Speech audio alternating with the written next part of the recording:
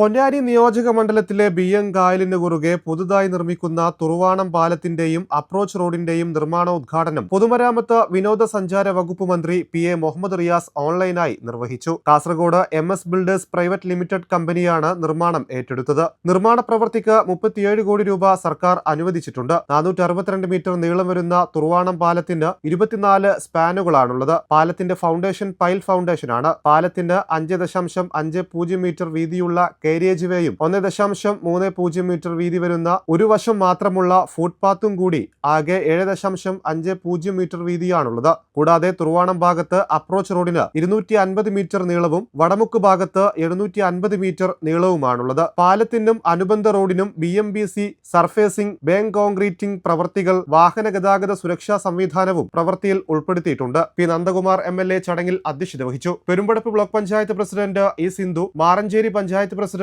M. Beena teacher, block panchayat member Nooruddeen Pozhath തുടങ്ങിയവരും വിവിധ രാഷ്ട്രീയ പാർട്ടികളുടെ പ്രതിനിധികളായ V. വേണുഗോപാൽ, C. മൊയ്തീൻ എന്നിവരും സംബന്ധിച്ചു.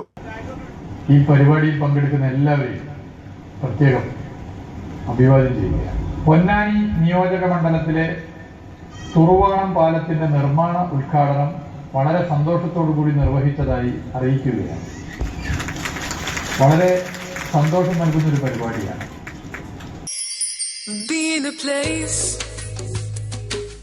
where you want to find the best out there. You'll amaze on how the world takes for us.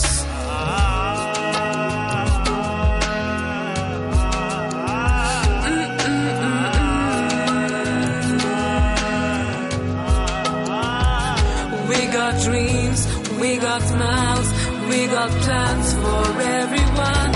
We got dreams, we got smiles, we got plans for everyone. Akbar Travels of India Private Limited. Your travel made.